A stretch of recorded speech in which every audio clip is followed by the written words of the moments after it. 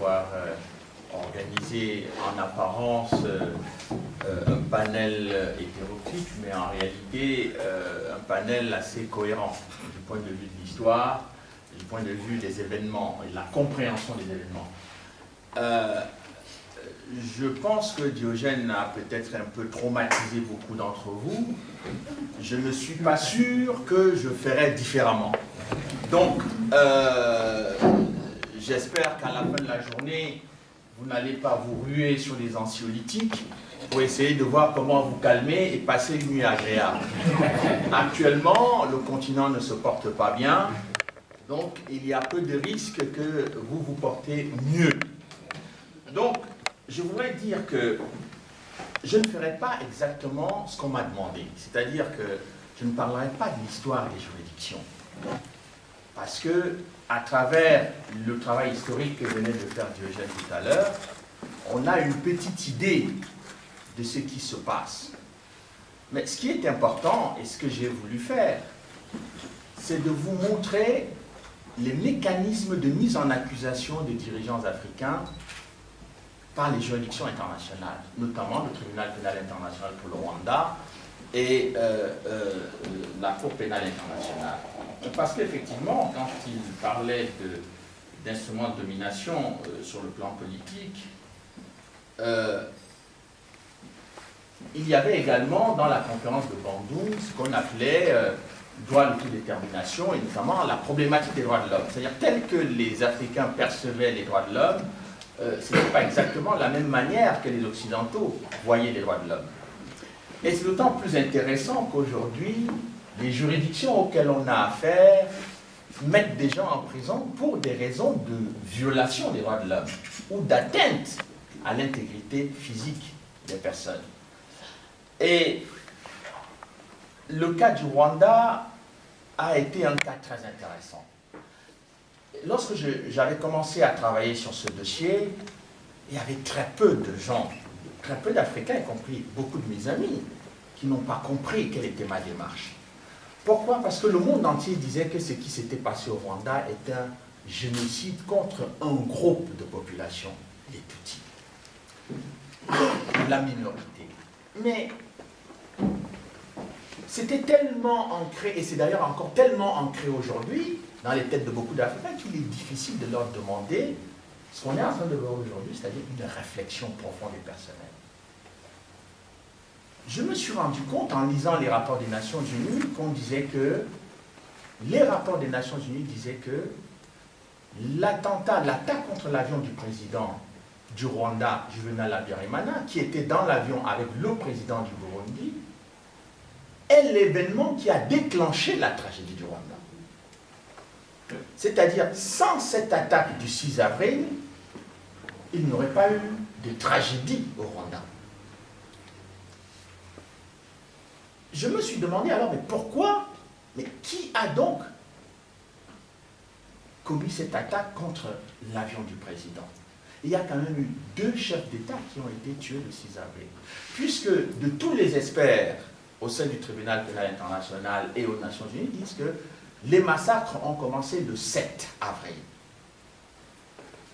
Donc, avant le 7 avril, il n'y avait pas de massacre de masse comme on les a connus entre le 7 avril et la fin du mois de juillet 1994.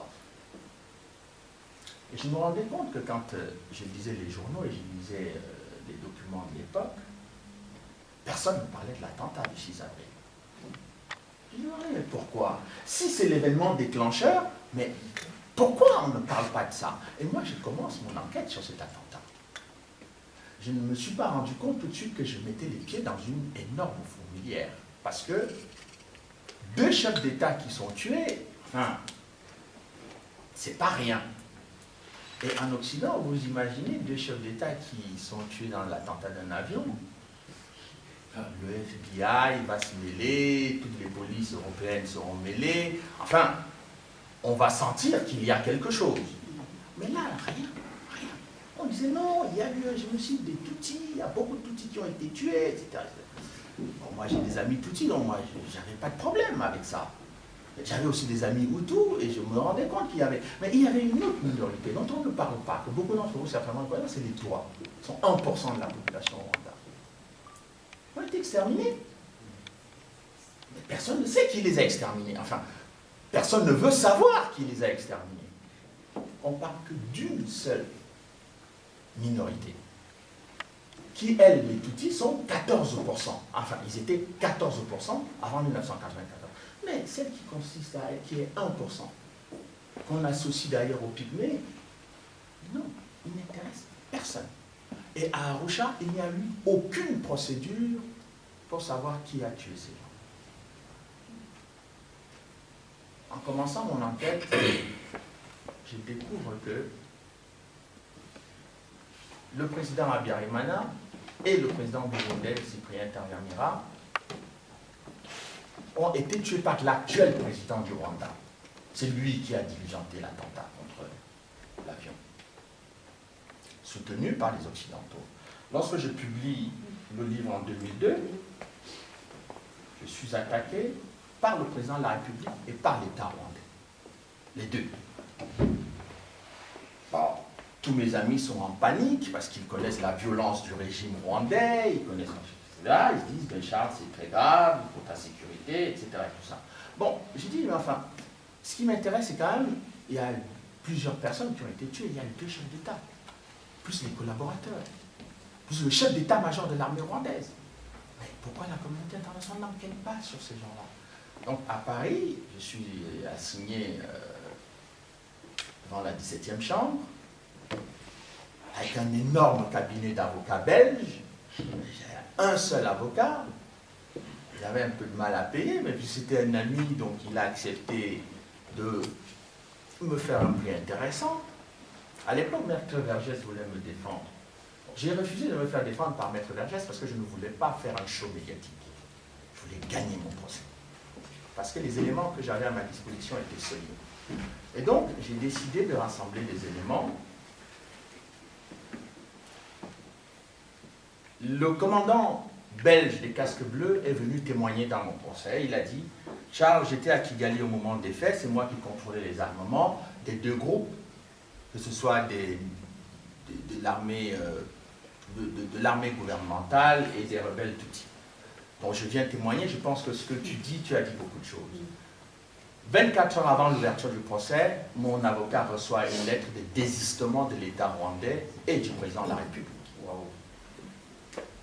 J'avais préparé 4000 documents de preuve à fournir au juge de... Mon avocat m'appelle, très enthousiaste, en disant, bon, ben, écoute, on vient de gagner le procès, par chaos, le président abandonne. Bon, il me sent froid au téléphone. Il me dit, mais qu'est-ce qu'il y a, t'es pas content? Mais c'est... Enfin, c'est pas tous les jours qu'on gagne comme ça un procès contre un président de la République, quand même. Tu n'as pas l'air. J'ai dit, non. En fait, j'ai un problème. On ne sait toujours pas qui a tué le président, parce qu'il n'y a pas d'enquête sur cette histoire. Bon. Je voulais qu'on fasse la démonstration devant le tribunal que ce que j'ai dit, c'est des histoires. Il me dit pour l'instant, ne cherche pas trop, tu as gagné le procès, on va boire un coup, c'est terminé, mais moi je n'ai pas arrêté. J'ai donc décidé d'enquêter sur le tribunal pénal international pour savoir s'il va faire la lumière sur cette histoire. Je vous passe rapidement, je me rends compte tout simplement que le tribunal a reçu le mandat lors de sa création d'enquêter sur tous les événements qui se sont produits au Rwanda du 1er janvier au 31 décembre 1994. Il y a une date qui exclut les procès. Le 6 avril 1994 n'existe pas dans le calendrier du tribunal pénal international pour le Rwanda. Tous les procureurs qui se sont succédés à la tête de cette juridiction disent non, l'attentat du 6 avril ne fait pas partie des compétences du tribunal. Mais si le 6 avril, l'attentat ne fait pas partie des compétences du tribunal, est-ce que le mois d'avril fait partie des compétences du tribunal? Oui, le mois d'avril fait partie des compétences du tribunal, sauf la date du 6 avril. Bon, alors là, je me rends compte qu'effectivement, il y a un problème. Et qu'est-ce qui se passe? Et vous allez comprendre comment la mise en accusation commence? Le Conseil de sécurité commence à produire des documents, les médias sont alimentés en disant que les Hutus ont planifié un génocide contre les Tutsis, de toutes les façons, les Hutus sont des criminels, et il y a eu des Hutus modérés qui ont été victimes du génocide. Plus les années vont passer, on va oublier les Hutus modérés, on va dire il y a eu un génocide des Tutsis. Bon, écoutez, c'est tellement simple quand on présente des choses comme ça, c'est comme dans les films américains. Il y a les bons d'un côté et les méchants de l'autre. Et généralement, nous n'avons jamais de sympathie pour les méchants. Quand on voit un film américain, celui qui a l'air de tuer beaucoup de gens dans le film, ah non, lui, on va le détester jusqu'à la fin du film et on veut qu'il perde. Bon, c'est une psychologie qui est redoutablement efficace parce qu'elle opère dans des situations réelles. Et nous adhérons à ça. Donc, je m'intéresse à un cas très important. C'est le Premier ministre rwandais, Jean Kabanda. Ce monsieur n'a jamais appartenu au régime d'Habyarimana, il était même un opposant à Habyarimana. Mais lorsqu'on a abattu l'avion le 6 avril, il a fallu qu'il existe rapidement un gouvernement, ne serait-ce que pour gérer les affaires courantes. Et donc, les Rwandais ont créé, les Hutus rwandais ont créé un gouvernement à la hâte, à la tête duquel on a mis le Premier ministre Jean Kabanda. Mais ce gouvernement naît, il prête serment le 9 avril. C'est-à-dire, pour ceux qui ont suivi, on est déjà en plein génocide. Non. Pour le tribunal, c'est ce monsieur-là qui a planifié le génocide. Qui est déjà en cours. Hein. Bon. Jean Kabanda se fait arrêter à Nairobi au Kenya en 1997. Il est transféré en Tanzanie et il est déporté à 500 km de la capitale pour un interrogatoire. Et il est interrogé par des policiers du tribunal pénal international, donc un officier canadien, qui est poursuivi pour parjure et pour fabrication de faux témoignages au Canada, mais qui a été recruté par le tribunal pénal international pour rendre la justice. Et donc il va persécuter, il va torturer Jean Kabanda en lui disant: si vous reconnaissez que le tribunal, que vous... Ah. Il lui dit, si vous reconnaissez que vous avez planifié un génocide au Rwanda, vous allez avoir une remise de peine. Bon, de toutes les façons, on connaît où habite votre femme, votre famille, etc. Bon, vous savez, vu la position que vous avez eue dans le génocide, votre famille risque d'avoir des problèmes. Et donc, il est préférable que le tribunal assure la sécurité de votre famille. Donc, il accepte de coopérer naïvement, mais aussi un peu la peur au ventre. Et finalement, le procureur adjoint, Bernard Mouna, un Camerounais, qui gère ce dossier, lui dit, écoutez, il vous faut un avocat d'office, commis d'office.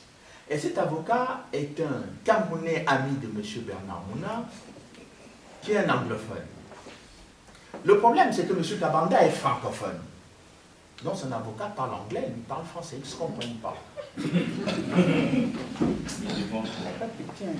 Alors c'est ce type qui va négocier la signature de ce qu'on appelait un aveu de culpabilité, aveu sous-scellé, qui va demander à Jean Kabanda d'être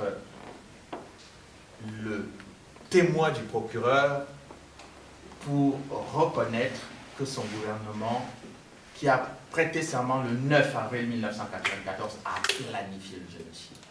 Donc 1998, au mois de juillet, pendant l'été, Jean Kabanda, devant la barre, dit: Je plaide coupable. Eh bien, ce je plaide coupable fait la une de tous les journaux du monde entier en disant le premier ministre du gouvernement intérimaire reconnaît que son gouvernement a planifié le génocide. Et donc, le procureur décide donc de dire que cet aveu de culpabilité sous scellé va être le document avec lequel on va mettre en accusation tous les membres du gouvernement pour démontrer qu'ils ont véritablement planifié un génocide. Bon, le problème, c'est que finalement, Jean Kabanda est condamné à perpétuité.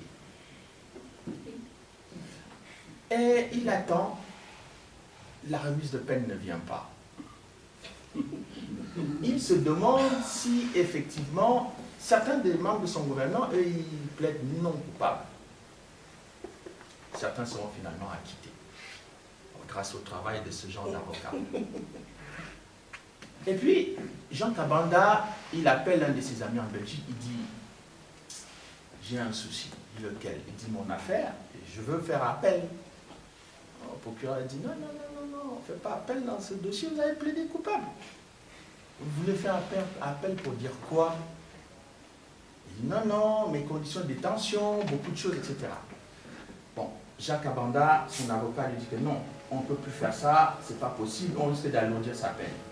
Décidément, Jean Kabanda demande donc à son ami belge de me donner l'intégralité des documents dans les négociations entre le procureur et lui.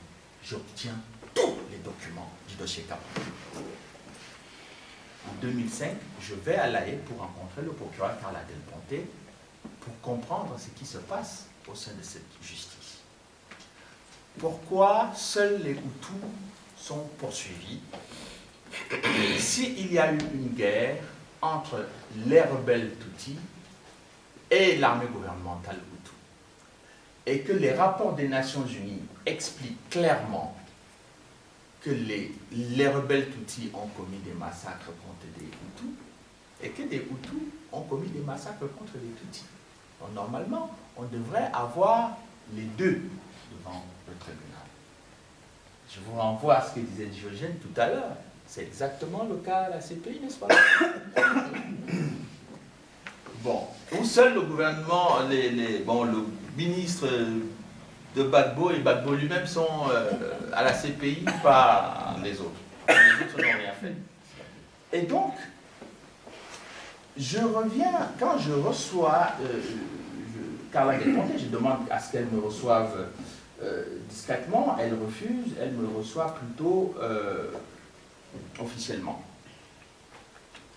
Et par la suite, on m'explique qu'en fait, non, Carla Del Ponte était au courant, elle avait déjà lu mon livre sur l'attentat, et elle ne voulait pas que les Nations Unies l'accusent de communiquer des informations à des journalistes alors qu'elle est procureure en exercice.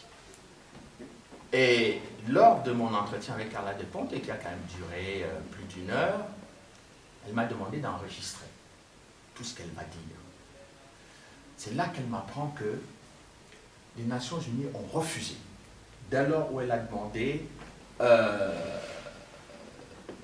de produire les éléments de preuve sur les crimes qui ont été commis par les rebelles Tutsis dirigés par Paul Kagame.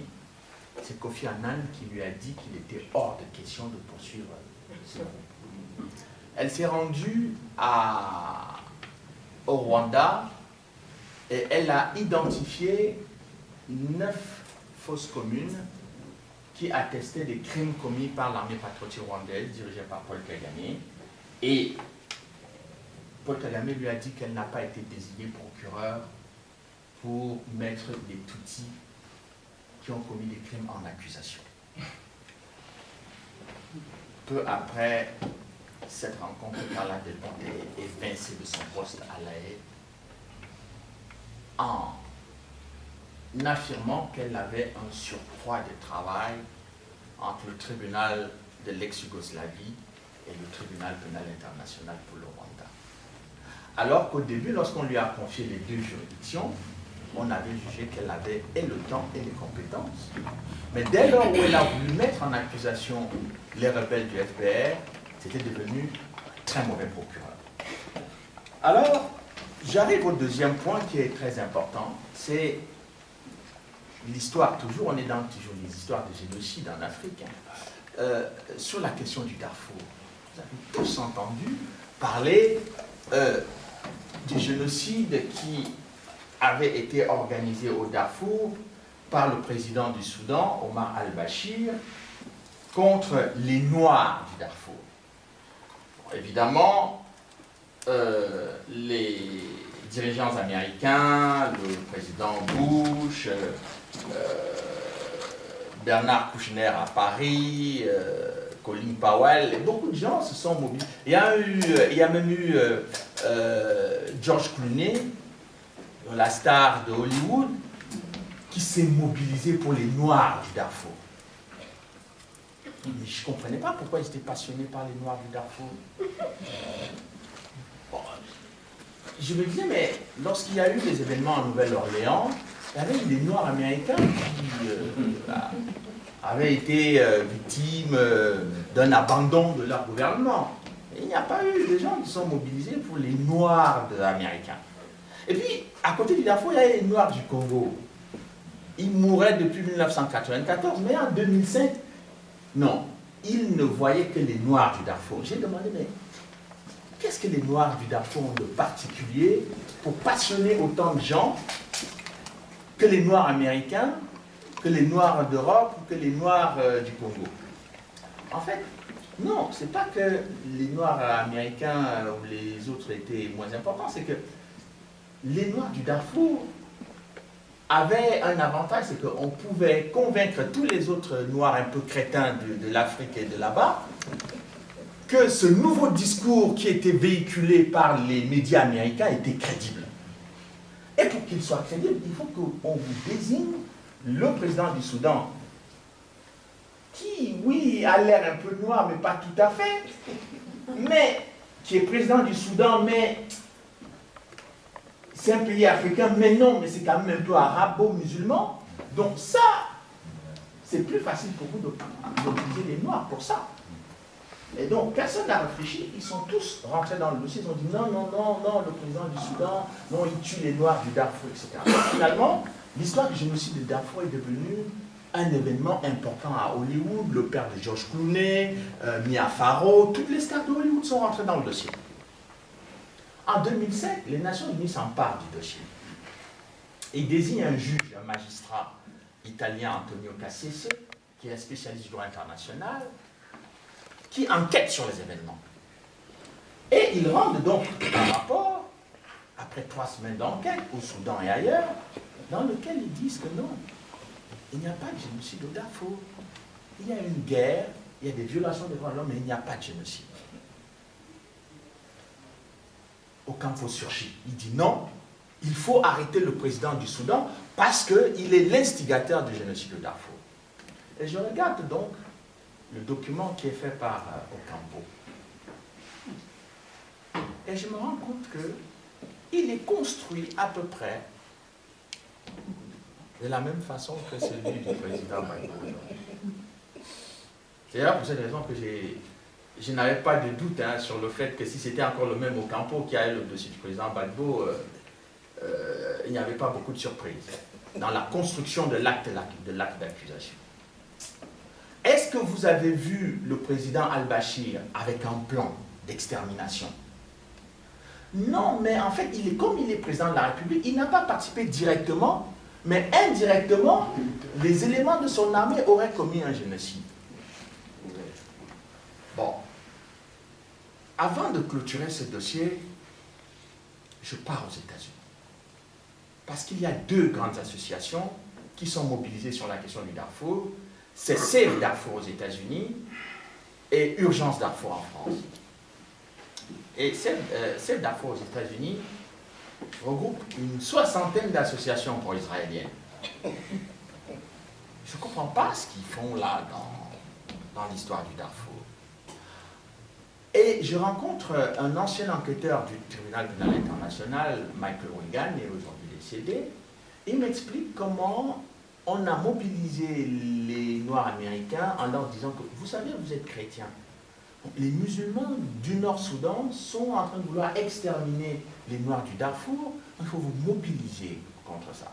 Ils vont chercher le pauvre Michael Jackson qui ne comprend rien aux histoires de l'Afrique et du Soudan.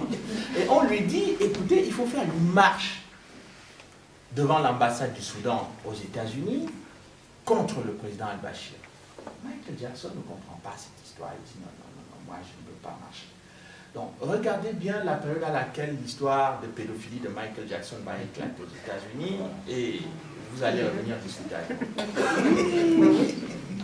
Et on appelle également une de mes amies, la congresswoman Cynthia McKinney, on lui dit, écoute, si tu soutiens la marche contre l'ambassade du Soudan, aux États-Unis, tu seras au Congrès à vie. Elle dit que non, moi, je n'ai pas envie d'être au Congrès à vie. Mais l'histoire du Darfour, je ne la comprends pas très bien, mais les gens qui sont regroupés autour du Darfour et qui mènent cette campagne ici aux États-Unis me posent problème. Je dis, ah bon? Quelques années après, on l'a fait virer quasiment du Congrès américain. Et quand je rentre avec ce dossier-là, je travaille également à Paris, et je me rends compte qu'en fait, l'un des rebelles du Darfour a eu un appartement à Paris donné par M. Kouchner et certains de ses amis, et que ce type-là, leur obsession, c'est de renverser le président du Soudan. Donc pourquoi on veut renverser le président du Soudan? Ce que j'ai découvert, c'est qu'en fait, le président du Soudan, d'ailleurs, je suis allé au Soudan, j'ai essayé de rencontrer le président al-Bashir, c'est que j'avais des informations intéressantes à lui communiquer. Je découvre que ses propres services de renseignement sont noyautés par les services occidentaux, notamment la CIA et d'autres services. On m'empêche pendant une semaine de rencontrer le président de la République, alors que l'ambassadeur du Soudan à Paris a facilité mon déplacement. Je passe une semaine là-bas, mais je finirai toujours par rencontrer le président, mais après la publication de la République. Quand je finis cet entretien, je remonte à Paris et je rencontre Carlos le terroriste. Parce que Carlos le terroriste avait été arrêté au Soudan, il vivait au Soudan avec Ben Laden, il a été envoyé, il a été arrêté au Soudan et il a été envoyé en France. Les services secrets soudanais qui ont envoyé Carlos en France parce que les États-Unis avaient inscrit le président al-Bashir sur la liste des pays qui soutiennent le terrorisme international, simplement parce que le président du Soudan avait ouvert son pays aux militants palestiniens. Je découvre qu'en fait, les histoires du Darfour et toutes ces histoires-là n'ont absolument rien à voir avec ce qui s'y passe, mais qu'on a un compte personnel à régler avec le président soudanais pour différentes choses qui n'ont absolument rien à voir avec le Darfour, mais qu'il faut utiliser les éléments du Darfour pour pouvoir mettre ce président en accusation. Si j'ai bien compris. Vous avez à peu près le même scénario pour le président Gbagbo, n'est-ce pas? Je vous remercie.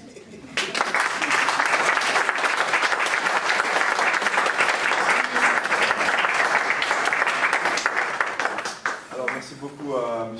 Charles Onana pour sa belle démonstration de compréhension politique, sociale.